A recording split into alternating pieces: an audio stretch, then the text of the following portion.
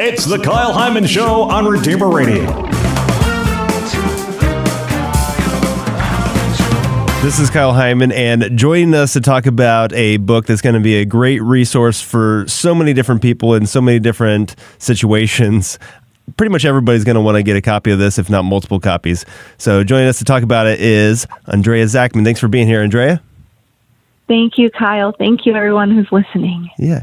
So you are a convert to Catholicism. Why did you convert?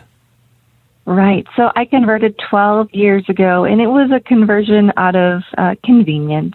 My husband was Catholic, or my soon-to-be husband, I should say, was Catholic, and so it was more of a convenience. I really wasn't practicing anything at all, so, it'd probably be easier if I just became Catholic. So I became Catholic in motion, pretty much. We went to Mass. I went to confession. I really did not have my heart behind it. That took about 4 years. And then I had my real conversion of heart. And I really started to put my heart into my faith and really make my life around my faith and make that just the core. But that took a few years, unfortunately. But now I am so happy to say that, I have spent the last 8 years really trying to absorb everything I can and ask all the questions that I need to be. And every day, right? Every day we learn something new. Sure. Every day I learn multiple things. So it's definitely a journey. So what was the thing that triggered you to start taking your faith more seriously?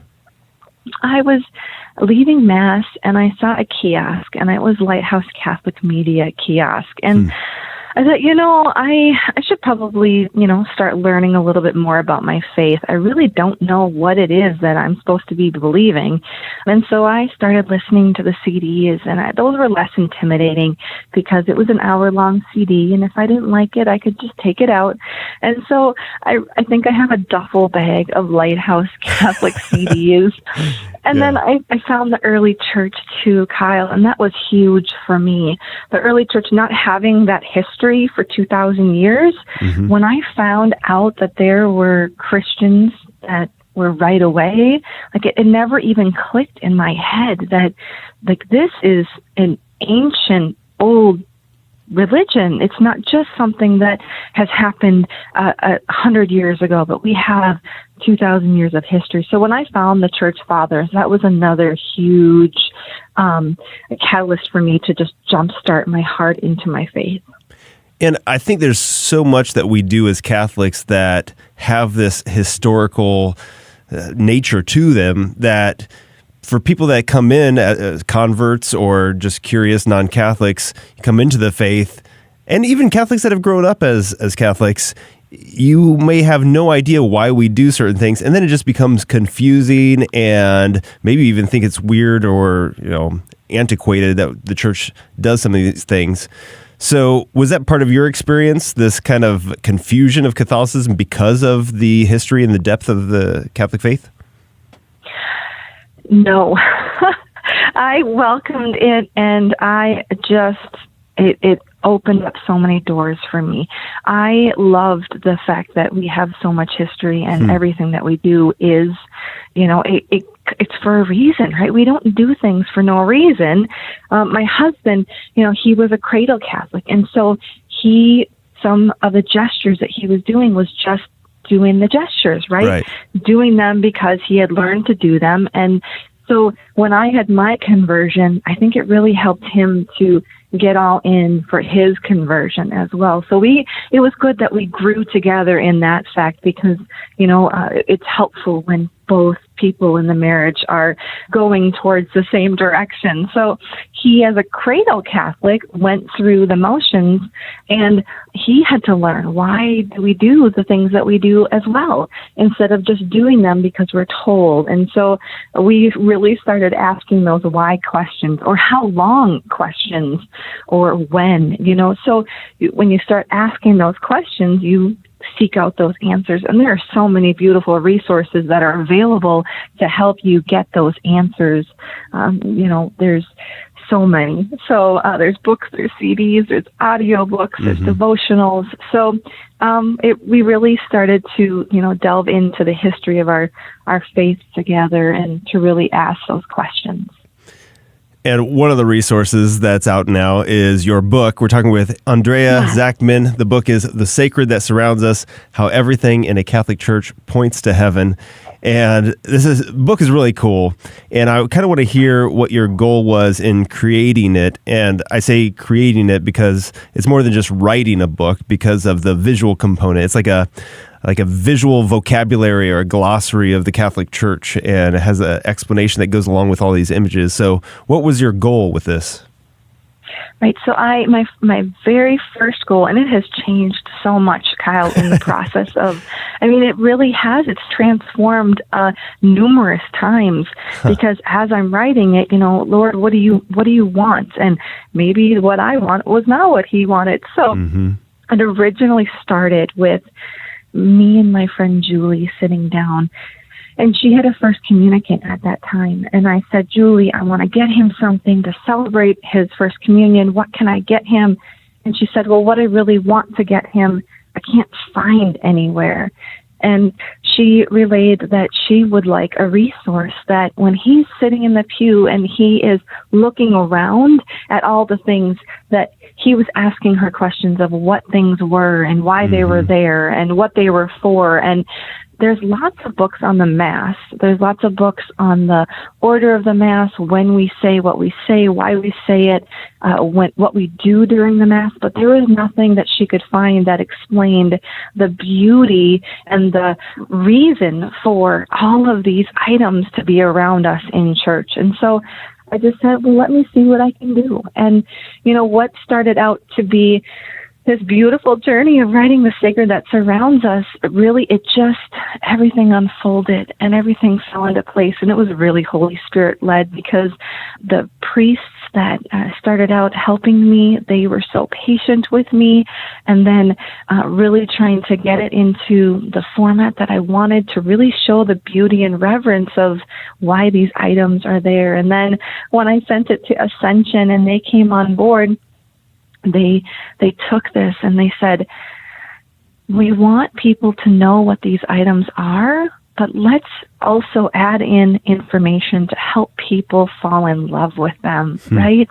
Fall in love with these items in our space, in our sacred space of the liturgy and the sacraments. So then came the rest of the content, and my favorite part of actually the entire book is the quote that's at the bottom of each page, because that quote is either biblical or an early church father quote. There are some modern saint quotes, but it really helps to show that during this process, I was actually taken back to the apostolic age, to the ancient information of our faith, and taken back in time to those early Christians, and to show that most of these items, Kyle, are not new. Most of these items are so ancient, and it's beautiful just to go back in time and experience how they maybe had said Mass or had Mass done, or maybe how they saw these items in their liturgies.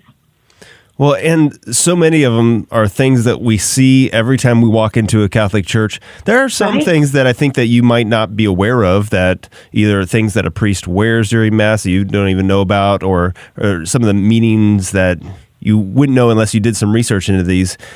How many of these topics did you know about before having the idea for the book, and how many of them did you learn about after you had the idea? So I knew of the existence of most of them.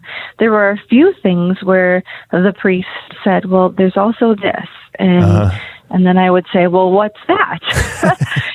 Most of these items, though, Kyle, I only knew, like, my heart was only behind maybe a few of them that I had seen, like the chalice. I knew that was sacred, writing this book. But the tables, right? There's multiple tables throughout our sacred space that are utilized for the Mass. And I didn't know that they were specifically placed there. And they each are meant to draw us deeper into the experience that we're experiencing, where heaven meets earth, and their vestments, right? So once I was writing this book, I finally realized how to tell the difference between a deacon and a priest. And so I learned so much with the vestments chapter, the history of all the items around our sacred spaces that aren't used directly in the Mass. So that third chapter, the sacred environment, was beautiful because I really got to see how the environment has changed for 2,000 years and how and when these items were placed in our churches and in our sacred spaces. So I learned so much, and there's still so much that I need to learn, right? So I'm bound by the space on my page, and I'm really hoping that people who read this will say, you know what, that is really interesting. I want to find out more. So then they will delve deeper in love and deeper in information of what these items are. So that is my definite hope, that what they read in the sacred that surrounds us is not the entire story, but it is a really good glimpse as to what each item, the history of those items. So my question is then, do we really need to know these things? Is this important for our salvation, for our faith, for our understanding of the Mass and liturgy in our churches? Right. So I teach, I'm the faith formation coordinator here at our church, and I'm always interacting with parents and their children who I'm instructing. And so I hear so many times that Mass is boring, right? Mass is so boring. But you know what? Mass, there's so much going on that if we took the time to look and to really learn about the sacredness that's going on, it would transform our lives. It would transform our experience of going there to Mass. If you live to be 80 and you spend an hour a day on Sundays and 5 minutes in prayer, you would only spend a half of a year total of your life doing that. A half of a year, and it's hard for some people to do. And even the ones who do it, maybe they don't know the behind the scenes look at all of these items. So it really helps you to fall in love, right? Fall in love with God, who has given us this beautiful faith that helps us on this journey. Life is hard, especially in this society.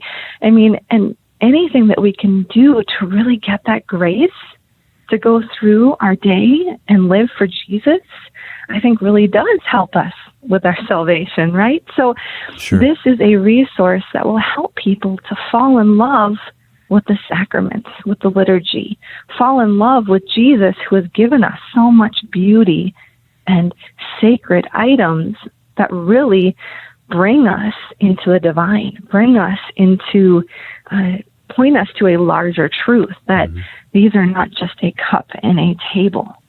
This is amazing items, sacred items that we really should reverence as sacred because of the larger truth that they point, that this is all pointing to one person, God.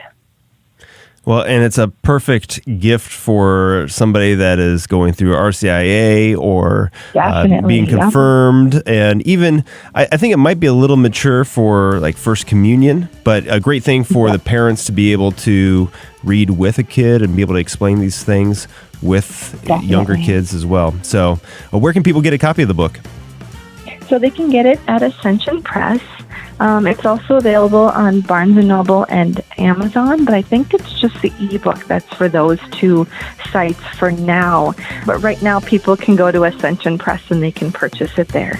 All right, again, it's called The Sacred That Surrounds Us, How Everything in a Catholic Church Points to Heaven.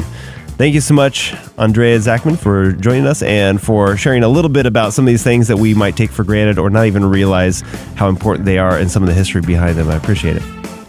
Thank you, Kyle. Thank you, everyone. God bless you.